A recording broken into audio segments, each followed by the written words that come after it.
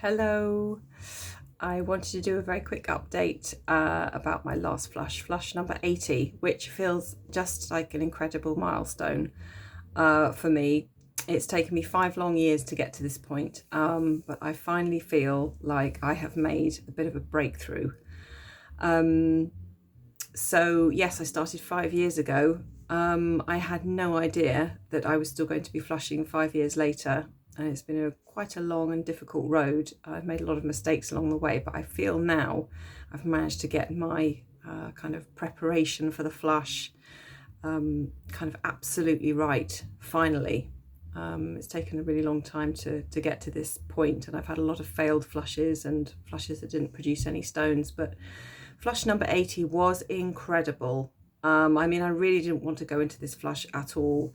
It was hard psychologically to kind of rev myself up to do it. I felt like my body really resisted it.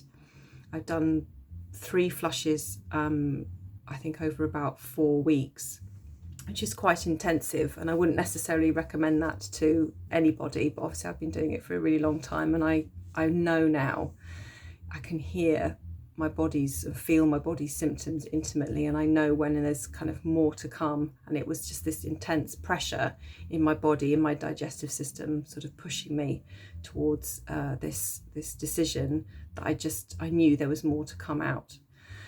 So one of the things I've been looking into recently, which I think has really helped maximize the kind of the output or the result of these flushes, is I've been drinking every afternoon around 3 to 4 o'clock a really strong cup of Twinings green tea with jasmine, which is which you can find in most UK supermarkets. It's really nothing special. It's not a kind of artisanal tea or anything, but for some reason this tea in particular seems to really kind of get the bile ducts flowing. So I can feel after I drink this tea that the flow of bile is happening. I can feel slightly nauseated, which tells me that the liver and gallbladder are dumping bile into the digestive tract, and that can make you feel a bit nauseated sometimes. So it's a very strong tea. I make it with 2 tea bags. And this is really important because if you can get the bile to flow in between flushes, then that in itself will thin the stones that are already sitting there waiting to be eliminated. So getting bile flowing in between flushes is really your best friend. So yes, psychologically I found it really difficult to get myself in the mindset of doing another flush. I couldn't really believe that I was going to have to do it again. And I fasted on Friday, and partially fasted, and took the magnesium, which gave me a really rumbly, unhappy stomach, and then took the flush drink at 10 o'clock. And the only way I can describe it to kind of get it down is to just hold your nose, don't breathe, and just suck it through a straw as quickly as possible. The first few times you do a liver flush, I don't think you necessarily kind of encounter this resistance to it. But after a while, I think the body kind of knows what's coming. It learns what you're going to do to it, and it sort of rebels. And you know, I've had candida problems for a really long time, ever since I was a small child. That's been my main problem. And I do think that somehow the yeast, or whatever it is, the bad bugs, know that this drink is coming, and it sort of screams at you to do everything in its power to sort of put you off doing it. So it's an extraordinary mind over matter skill. But I just did some mindfulness, I did some EFT tapping, just got myself into the right headspace. I had a lovely chat with my virtual friend Marta, who is on Instagram as the Liver Flush Gal. I'd strongly suggest you check her out if you haven't already. And she was really lovely and supportive and said, I know you can do this. And I just kind of imagined my future self and how I was going to feel the next day. So somehow I got it down and I went to bed, and often I'll watch something kind of light to just keep my mind off what's happening. But within about 15 minutes, I felt really, really sleepy. So I went to sleep. I did have some nausea in the night. I'm not going to lie. It was intense. But I did get through it. I got up a few times to use the loo. Started passing stones around 4 o'clock in the morning, which is quite unusual for me because my motility is quite slow. Let's say I don't often discover anything until the next day, sometimes even 2 days later. But this was really quick.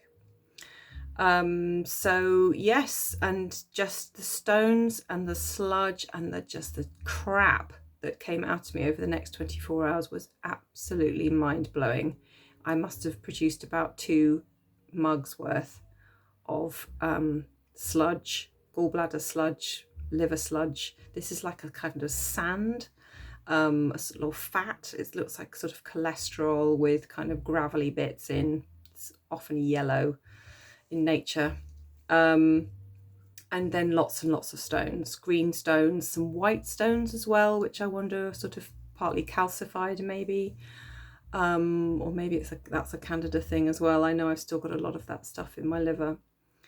And that was Saturday morning, just kept passing stones. And then, yeah, just the last of it came on Sunday, but it was a lot. So this was my biggest flush ever, which feels amazing because I've been doing this for 5 years and I've just been waiting for this breakthrough moment.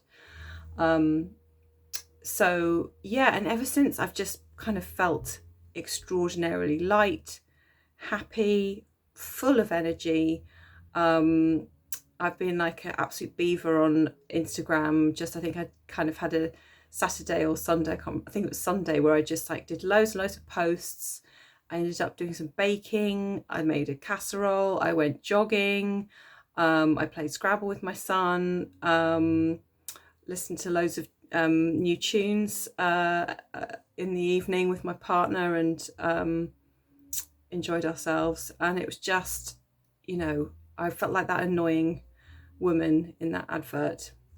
Is it an advert or a film where she kind of runs out into nature and she goes, hello sky, hello birds, hello trees, and everything is sort of speaking to her and she's kind of communing with everything and feeling at one with everything, which I have had in the past. I have had that feeling in the past, but it's always been fairly transitory, maybe just for a few hours. But this has lasted for several days, and I've just continued to feel psychologically, mentally and emotionally just very, very happy and light and free.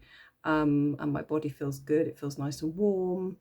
I feel creative, able to concentrate on my work, all those good things. So yes, little update. It's been a long, hard journey. I'm not going to lie. It's a real commitment. But for me, there's just been no other choice. It's continue to get better, continue to get fitter and stronger and happier. And I know that that is an achievable goal for me now. I kind of feel it. I feel I can touch it. I was ill for such a long time with so many different problems, and doctors couldn't, help me at all. And someday soon, hopefully, I will make a post about that, about how I, what I did in the past and how I got here. But for now, just leave it at that. And just to say, please consider doing it, putting your health first. It's chronic illness is not something that any of us wants, but for a lot of us, what can start off as kind of small symptoms can soon, become something bigger. And nobody wants to go into later old age and middle age kind of, declining in their health. And I see that in the future for lots of people, and that worries me. So here is an amazing tool at your disposal, a cheap tool that can transform your life one flush at a time. So I hope you will consider it. That's it. Take care.